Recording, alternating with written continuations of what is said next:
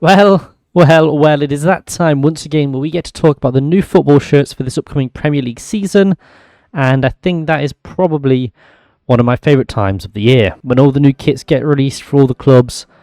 Yeah, I just enjoy seeing what designs manufacturers have cooked up for their clubs, and, you know, as someone who's interested in football shirts quite a bit, I enjoy it, and I don't think I'm alone in thinking that. Now, as I've done for a couple of years now, we're going to rank the new Premier League home shirts for the 24-25 Premier League season. I also plan to do this for away and third shirts, so if that's something you'd like to see, let me know. So we're just going to jump into it. We're going to do a table format like I've normally done. We start at the bottom and we work our way up to the top with what I think is the best shirt, or the best home shirt of the year. So yeah, let's just jump into it. And in 20th place, I've got Leicester City. Is this the predictions video or the shirt video? Yeah, not really much to say about this one. It's a very boring shirt with a terrible sponsor, quite frankly. The shirt does have some nice details, such as the wavy pattern on the sides and the back, but that's not enough to save this shirt, which is just a plain blue shirt, to be honest. It's a massive downgrade from last season where they had the Leicester Fox design, which I was a big fan of that design. I wish Forest got a shirt with that similar design, but we weren't blessed in that department. But yeah, it's just a blue shirt. The waves on the back don't save it. Bottom of the barrel. And then in 19th place, I've got Manchester United. Yes, this is a very similar issue to Leicester. It's just a plain red shirt. Well, almost. This kit incorporates a gradient design across the front and the back of the shirt, going from a lighter red to a darker one. I think the sponsor is a slight improvement over the one they had last season, but the shirt's main design is a massive downgrade from that banger of a kit they had last season. I mean, the rose design was just phenomenal, and this ain't it. A very disappointing shirt. Get into the shadow realm, man. This is dreadful. And then move on to 18th place, and we've got Brentford. Brentford have carried over their home shirt from last season, which is commendable, especially in a time like this where people are struggling to buy essentials, let alone a football shirt. So I think keeping the same shirt for 2 seasons is a very commendable effort. It helps people, you know, save money if they want to support their favourite team by buying a shirt. Obviously, they're not essential purchases, but a lot of people like to do it. And keeping the same shirt for 2 years is a good way to do that. I mean, as someone who enjoys football shirts, I like seeing the releases each year, but I can also commend keeping the same shirt. But I do still feel the same way about this shirt as I did last season, and in fact it's dropped down in my rankings compared to the shirts this season than the one last season. Too much black on the shirt. That was my main issue with it, and it still is my issue with it this season. It does work for the whole kit, but I think the colour is overused. I know black is a colour of Brentford, but I think it's just overused on this shirt. It's alright. And then in 17th place, I've got Arsenal. It's another low ranking and another Adidas shirt. This is one of the more decent ones, to be fair, but it doesn't really feel like an Arsenal shirt. I've said that in the past, Arsenal kits needed a bit more blue, but I didn't really mean like this. For an Arsenal shirt, there isn't enough red for me, to be honest. Now, call me crazy, but I think the main colour of an Arsenal shirt should be red, and it just feels like the white is overpowering on this one.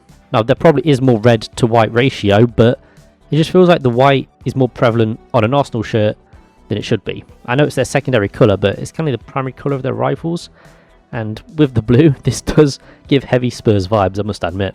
I do like the Tottenham emblem they've chosen to go with. Now, I have a debate within myself whether clubs should keep their primary crest on their home shirt or if they should be allowed to change it. Personally, I do like the Canon logo, but part of me also feels that you shouldn't really change the logo of your home shirt. So I'm a bit torn in that regard. I know in the custom shirts I've made where I have changed the home shirt logo, so I can understand why people would change it. But again, it's your home shirt. Shouldn't that be like the traditional shirt? I don't know. But other than that, it is quite a plain shirt and a downgrade from their previous kits. Needs more red and less white. And then in 16th place, I've got Aston Villa. And boy oh boy, Adidas have not been doing great, have they? Villa have joined Adidas after 2 years with Castor, marking the villain's first time with the German manufacturers, which was a shock to me. Originally writing the script, I thought they just returned to Adidas, but no, this is their first Adidas shirt, and it's not great. Villa have decided to scrap their circular logo after just a single season, and thank God, because that, although being a throwback to retro logo, was awful. So I'm glad they're back to this more classic shield-shaped badge. The shirt itself isn't great, being quite a plain shirt overall, but the striped collar is decent. But that's about all the shirt has going for me. That sponsor is awful too. Like, this season, spoiler alert, we've seen quite a few terrible sponsors. and this one is no different. I really can't back that, and to be honest, might be controversial, but I'd argue if you had better design shirts under Castore, the quality would definitely increase under Adidas. They make brilliant quality shirts, but design-wise, I think Castore had them beat. I'm not sure if that's a controversial opinion, but I think the Castore shirts looks better. You know, it's the first season with Adidas, and next season I'm sure they'll cook. So, you know, we'll cut them a little bit of slack. But again, sponsor, awful. Get it gone. And then in 15th place, I've got Chelsea. Chelsea. What is this? Now, I'll be real. When I saw the leak, I thought this could have made for a really class shirt. It didn't. And I apologise if you just heard thunder there, because there's currently a lot of thunder going on. They don't want me to talk about these shirts, you know. They're trying to silence me. They claim this design is inspired by that fire that burns inside every blue. Now, that's just marketing fluff, but this doesn't really look like fire either. The wavy design across the shirt isn't too bad, but it also carries over to the shorts, which makes for a very interesting look. And personally, I don't mind that. I like when a design on the shirt carries on to the shorts. I think that's a fun little design choice. But the way they've implemented this so-called fire graphic isn't great, and it makes the shirt look a bit bad, to be honest. Also, the Chelsea and Nike logo have this very interesting 3D effect going on. Not too sure what's going on there or what that one's about, but Chelsea have been experimenting with the badges recently with some of their kits. Not sure I like it, to be honest. It's very interesting. I'd have to see it in person, really, but from the pictures, it's not a great feature. Also, too much blue, in my opinion. Needs a bit more white and a tad more orange, I think. Not too sure what they're going to do for their sponsor. I'm not sure any deals have been announced yet, but I think a sponsor could probably ruin this more, especially if there was some weird betting company or something. Like, just slap the Leicester sponsor on this shirt and it's immediately just shadow realm, get rid of it. So yeah, we'll wait and see what the sponsor is, but for now, 15th place will probably drop lower. I don't think it could get any higher, to be honest. And then in 14th place, I've got Southampton. Southampton have joined Puma after 3 quite strong seasons under Hummel. They've reverted to the classic red and white stripes, but with a little surprise on the back. On the front, it's those traditional red and white stripes, but on the back and the sleeves, it features this unique dazzle camo-esque design, implemented to reduce material waste, which is a nice touch, especially nowadays. I just feel like if they had used this same pattern on the red elements on the front of the shirt, it could have been a much better shirt and would have elevated it a few spots. But with the front being plain and the back being this weird camo design, it doesn't really make a cohesive shirt, I'm not going to lie. Also, that sponsor is horrible. What the fuck is Rollbit? And why is it on a football shirt? Now, Sports.io wasn't great, but I'd go out on a limb and say it looked a little bit better than this. Christ. And then in 13th place, I've got Tottenham Hotspur. Our second Nike entry, and it's Spurs who've been the unlucky ones. On the face of it, this has most of what I'd like from a Spurs shirt, using more of their navy colour, which their previous shirts have not. The cuffs on the shirt also give me retro vibes, which I do like. This shirt uses Nike's overlap collar, which looks better on this shirt because it's all one solid colour. If they'd done like one of those double coloured collars, it probably wouldn't look as good. I'm not sure what Nike are really cooking with that collar, but I don't rate it, personally. But again, as with many Spurs shirts, it's just very plain. It does work well on this shirt, but again, I must dock points for that sponsor as well. Still in red. Come on, lads. You're forcing the sponsor to be the main colour of their North London rivals, but you've shown on other shirts that you can change the colour. What's going on here? Just make it navy on the home shirt to match with the secondary colour.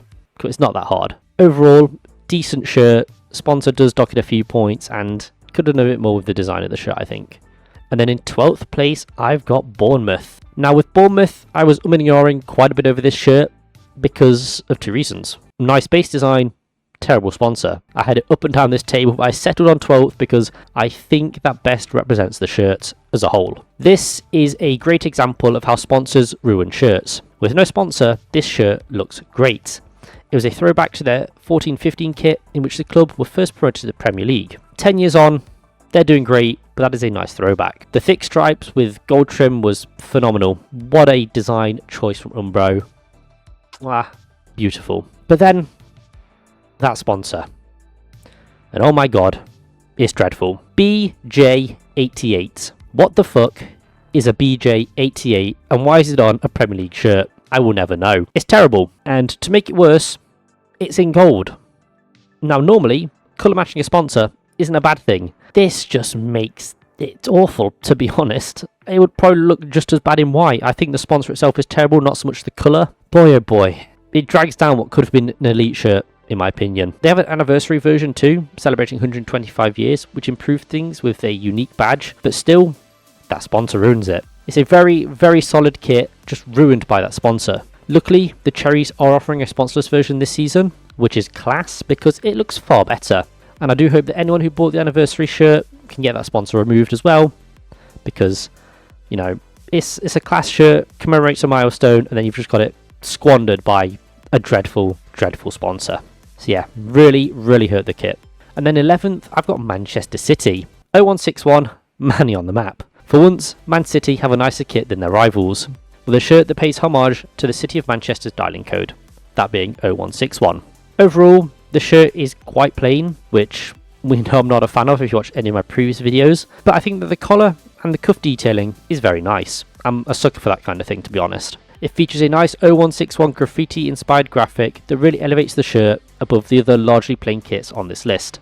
That is its saving grace. It does a whole lot of heavy lifting, because other than that, the shirt is ass. And I'm not really a fan of their cup font they've gone with, hand drawn by Noel Gallagher, I believe. And yeah, it doesn't look great. I get why they've done it, you know, he's a big artist and a huge supporter of Manchester City, but it doesn't look great, so I have to apologise there.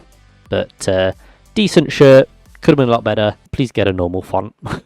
And then in 10th place, I've got Everton. Everton are the only club this season that have the displeasure of being represented by Castor. But the Toffee's first kit from the Manchester-based manufacturer isn't actually too bad. Quality aside, the design of the shirt is pretty decent. The main body of the shirt features an abstract version of Everton's crest from the 1920s, which is one of their first crests they've ever used, and that's mixed in with the letters EFC at random intervals throughout the design. The collar is a classic look, somewhat resembling the 95 to 97 home shirt, which is a nice touch, but once again, the sponsor does dock it points, but overall, the shirt looks nice, and I think without that hideous steak sponsor, the shirt's actually pretty solid. Obviously, quality aside, because Castor shirts are terrible, pretty decent, but they should have stuck with Hummel, I think. And then move on to 9th place, and I've got Wolverhampton Wanderers. Wolves have dropped Castor for newcomers Sudu, and their first effort is quite nice. From afar, this does appear to be quite a plain shirt, but getting closer to the shirt, you can see a subtle embossed pattern inspired by the Wolves crest, which is a very nice touch and I think looks quite nice. The Wolves crest is also centralised, which is a very nice touch, but it does look a bit small. Like, just look at this image and tell me the Wolves badge isn't too small. I don't know what it is, man. It just looks tiny. What's going on? They also missed a trick not centralising the Sudo logo too, but as their first shirt offering, you know, I'll allow it. They can learn these things. Just put it above or below the Wolves crest, you'd be solid. The sponsor does dock it points. Again, terrible betting sponsor, but that's part of the course at this point. You're probably going to hear that throughout this video even more. A very solid effort from the newcomers. Just a few tweaks could have made this an even better shirt. But hey, as I said, they're newcomers. They're going to learn these things, hopefully. Hopefully being the big asterisk there. And then in 8th place, I've got Ipswich. Ipswich are back in the Premier League after nearly 2 decades, and they have this lovely shirt. It's the first time that an Ipswich shirt has featured pinstripes since the 2015-16 season, and the whole template has a very retro feel to it in my opinion. Surrounding the crest in a shield was a very interesting choice, with that crest itself being shield shaped, but it works I think. It's a shame their 3 stars weren't featured on the front, but that's a little nitpick on my behalf. I think you could have had them front and centre on your first Premier League kit in 20 odd years. You know, you've earned that. All in all though, it's a very solid shirt, and everything about the design just works, you know, from the thicker collar and cuffs to the pinstripes. It gives classic vibes while still being a modern shirt, and yeah, I like it. Well, everything works aside from the slightly off-centre star. Apart from that though, Umbro have cooked. Move that star across, boys, please. It's doing me head in. And then move on to 7th placed and West Ham United. West Ham have gone back in time with this Umbro number, with a design inspired by the 1960s, back when they won the Cup Winners' Cup. I was going to make a trophy joke, but they've won a European trophy in the past few years, so can't really do that. The silhouette of this shirt encapsulates the shirt that inspired it, and I feel like they did a good job, and I like it. And the stripes on the collar and the cuffs just further that design feel, really linking it back to the original shirt that inspired it. Big fan. You did good, Umbro. I feel that it's a very classy and classic shirt design that works really well. It's a very classy yet classic shirt design that works really well. They've altered the badge colours to better suit the design of the shirt, and it works well. You know, the sponsor is colour matched, but it's crap, so that's a moot point at this point. Makes for the shirt looking good. Moving into the top 6, you know, the 6 best Premier League home shirts we've received this season, and there's some strong ones up here. I mean, you'd hope so for the top 6, but these are some bangers, okay? And in 6th place, I've got Newcastle United. Adidas add yet another club to their Premier League catalogue, as they've signed a deal with Newcastle, also freeing them from Castor. You know, Adidas doing the Lord's work, just freeing these clubs from Castor, man. Thank God. Don't really have anything specifically against Castor. They've not represented one of my teams, thank God. Back to the Newcastle shirt.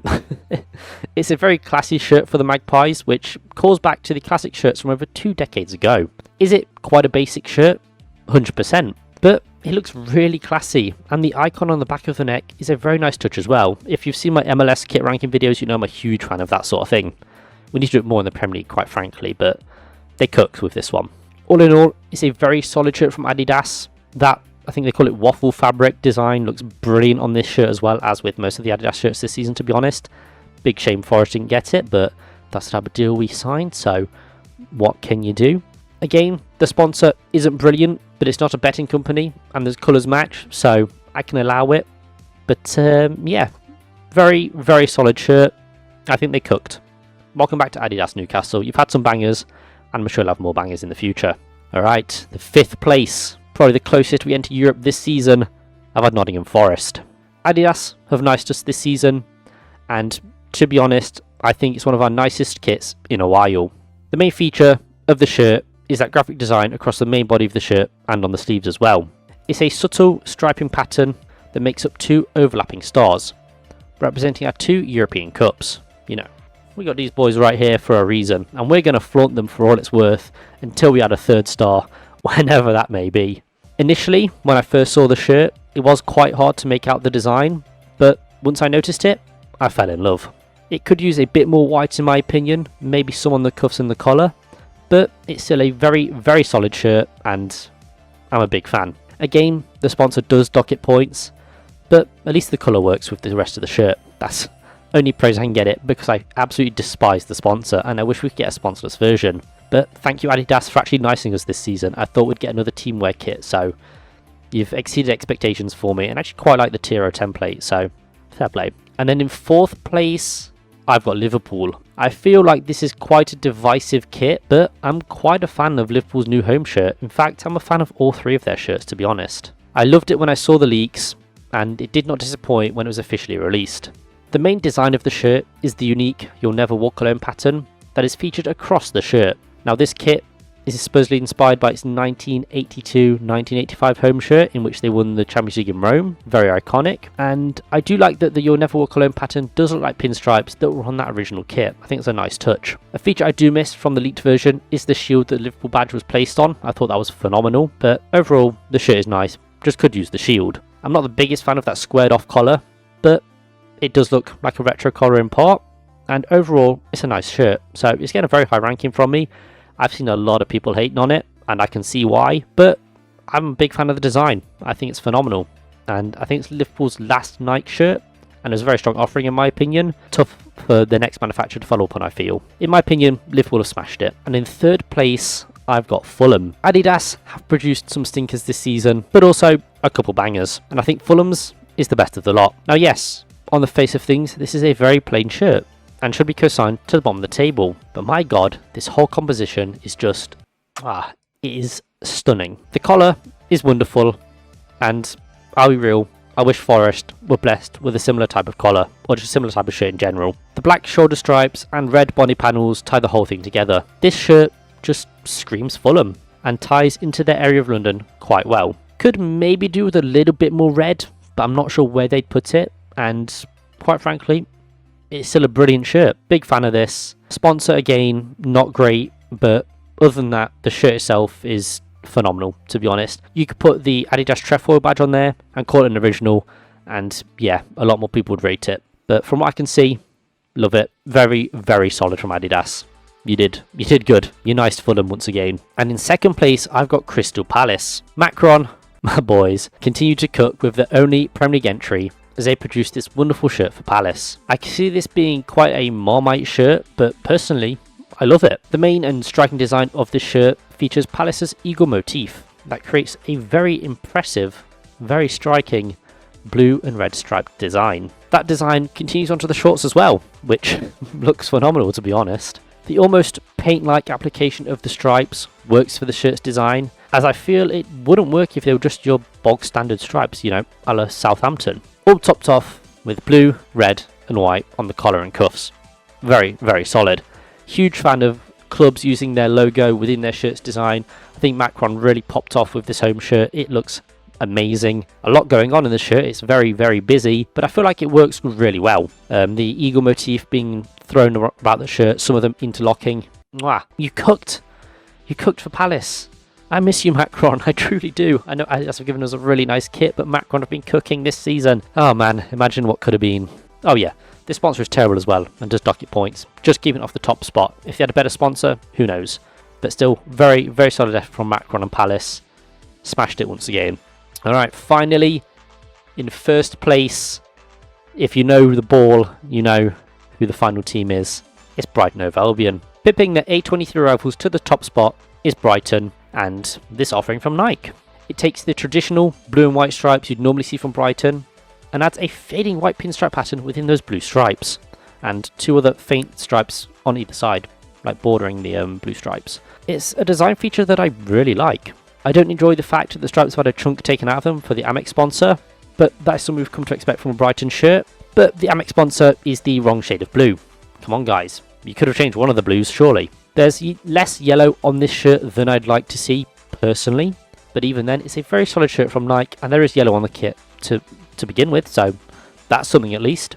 Stripes are a very hard design to make interesting, but I feel like Nike managed to do so here, whilst also keeping the shirt clean and classy. Very solid effort from Brighton. There's a few tweaks I would make myself, but it's the best home shirt we've seen this season, so, you know, you can have that reward. Here you go, boys. Here's the O2 GT Best Home Shirt 24-25 trophy. You can put it in your quite sparse trophy cabinet. Those are my rankings of the Premier League home shirts for the 24-25 Premier League season. I'd love to hear what you guys think. What do you guys think is the best and the worst shirts of the season? If you'd like to leave them in the comments, then please do. I'd love to hear what you guys are thinking. And yeah, I've been O2GT. Hope you have enjoyed. Can't wait to look at the away shirts and third shirts and then show you my custom designs as well, which is coming up. I'll see you guys in the next one. Peace.